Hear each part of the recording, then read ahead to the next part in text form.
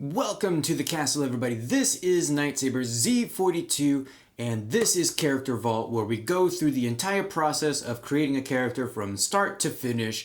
And this week, we're going to be taking a look at Monster of the Week. Now, you probably noticed that this version of Monster of the Week might look a little bit different than your version of the Monster of the Week, unless you have the hardcover version, because this is brand new. And the old version is the softcover version, which has the artwork that kind of looks a little bit like this. And so we're going to take a look at creating a character from start to finish with Monster of the Week. Now, the only thing that you really need are the actual playbooks. And that's what I really like about the Powered by the Apocalypse system. You only really need the playbooks, and the playbooks kind of tell you what you get and how to go about creating a character. So we really don't need the actual book. But we're going to take a look at the different playbooks at the very beginning. So in the old softcover version of the book, there are about 12 different playbooks. Those are your characters that you get to choose from. The hardcover edition adds the 2 Tome of Mystery playbooks into the actual list that you can choose from. Now, also, there are 4 extra ones that are on the, I believe, Evil Hat Games website for Monsters of the Week, and those are really interesting.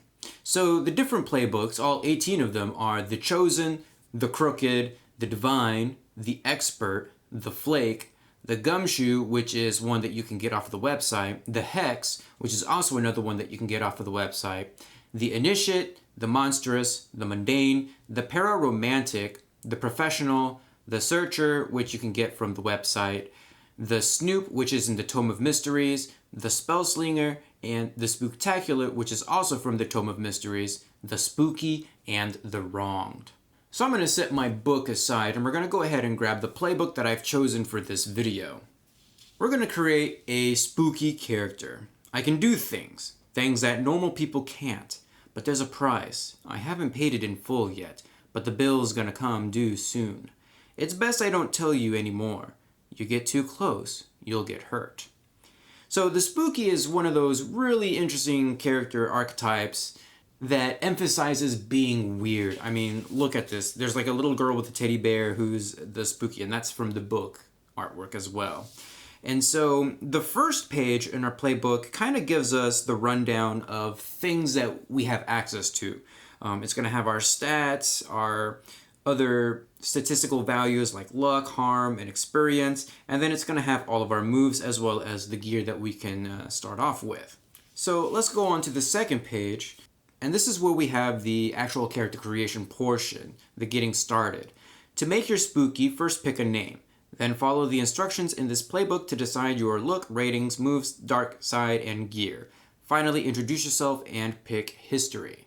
Now, with just about every other Powered by the Apocalypse game, this is all about the team and their dynamics. So when you get to the history, you're going to stop there and you're going to actually do some introductions with the other PCs. And that way you can actually link up some of your history and figure out why you're together in the first place. For now, we're going to go ahead and pick our pronouns and our name. And I was actually really torn between two. And unfortunately, by the time of this video, I still don't really have a definitive name. I was either going to name them Gray or Nico with a K. Just because there's this whole look that I'm going for this person. So, look, pick one from each list. Are we a kid, teen, adult, or old? I guess we're kind of an adult. Burning eyes, dark eyes, pained eyes, blank eyes, unblinking eyes, piercing eyes, and shadowed eyes. We're definitely going with the unblinking eyes here.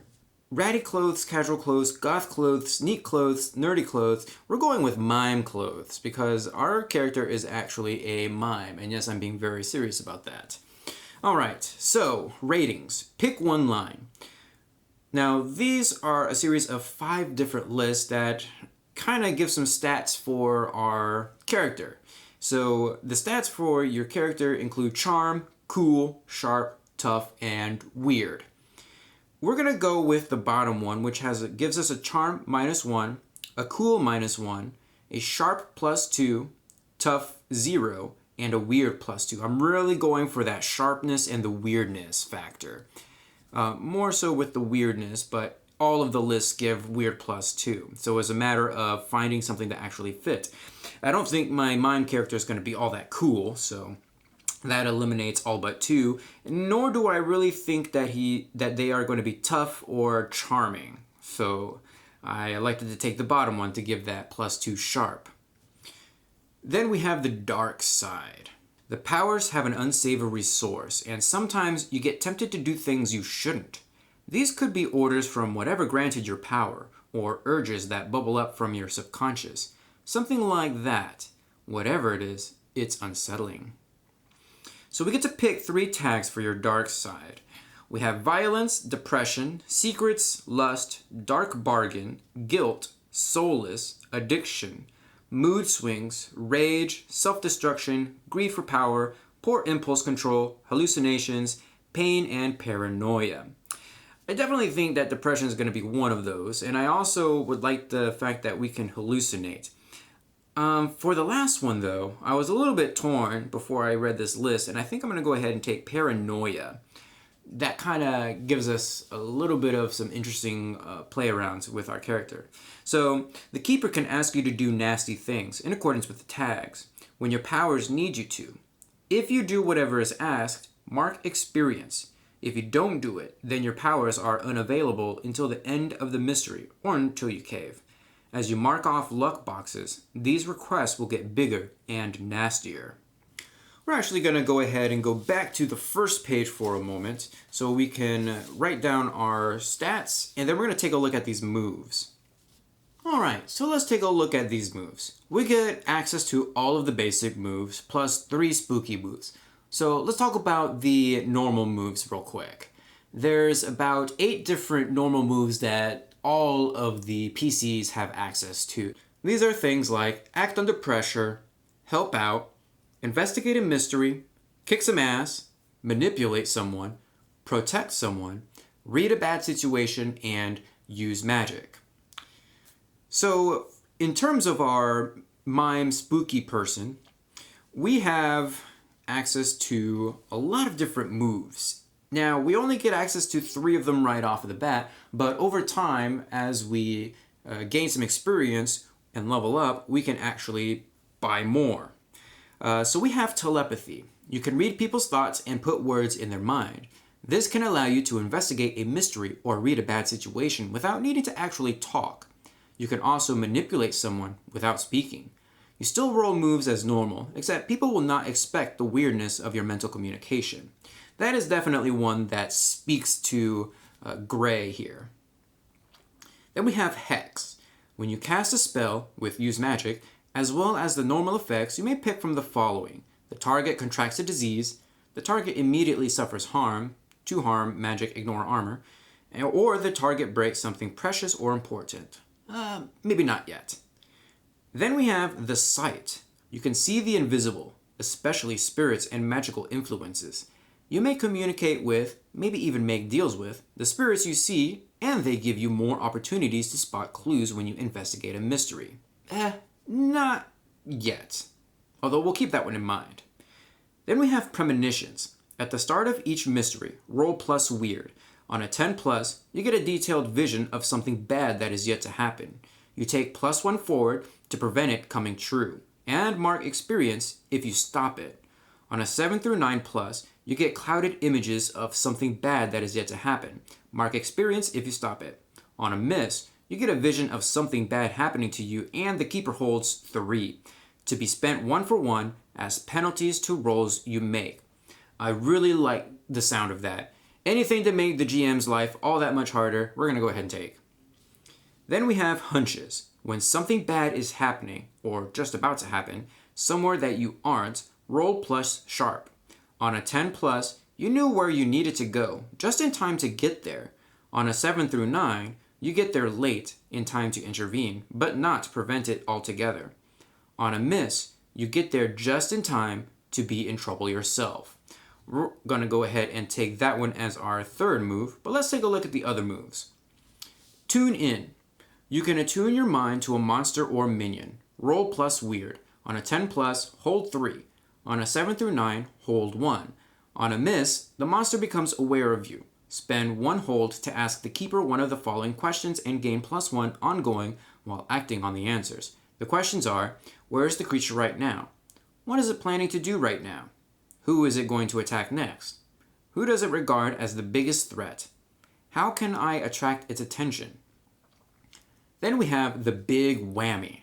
You can use your powers to kick some ass. Roll +weird instead of +tough. The attack has 2 harm, close, obvious, ignore armor. On a miss, you'll get a magical backlash. And last but not least, we have jinx. You can encourage coincidences to occur the way you want. When you jinx a target, roll +weird. On a 10+, hold 2, and on a 7 through 9, hold 1. On a miss, the keeper holds 2 over you to be used in the same way. Spend your hold to interfere with a hunter, giving them -1 forward. Help a hunter, giving them +1 forward by interfering with an enemy. Interfere with what a monster, minion, or bystander is trying to do. Inflict 1 harm on the target due to an accident. The target finds something you left for them, or the target loses something that you will soon find. In addition to that, we get 2 normal weapons and any magical items or amulets that you use to invoke your powers. So for our normal weapons, we have access to a .38 revolver, a 9mm pistol, I'm assuming, hunting rifle, shotgun, or a big knife. I don't really see my character being all that handy or wanting gear, but for the sake of actually filling this out, we're going to go ahead and take the big knife and the .38 revolver. This is definitely a character that I expect to use weird with a lot of the time, especially once we have access to the big whammy. We can substitute our weird instead of tough. Back on the second page, we can get our introductions sorted. When you get here, wait for everyone to catch up so you can do your introductions together. Go around the group. On your turn, introduce your spooky by name and look and tell the group what they know about you. Then we get to go ahead and do our history. Go around the group again. On your turn, pick one of these for each hunter. Our options are, they taught you to control your powers to the extent that you can control them all. You are bloodkin. Decide together exactly what. You are married or romantically involved. Decide between you the exact relationship. You're old friends and trust each other completely. You use your powers on them one time. Decide if it was for selfish reasons or not and tell them if they found out about it. You've known each other some time, but since your powers manifested, you keep them at a distance emotionally. You hope they can help you control your powers. They saw you use your powers for selfish or vindictive reasons. Ask them who the victim was and then tell them what you did. Those are going to be left up for if we ever do a group. This really isn't something that I'm going to pick when I'm just creating a character for solo play or anything like that. But last thing that we're going to talk about is actually leveling up.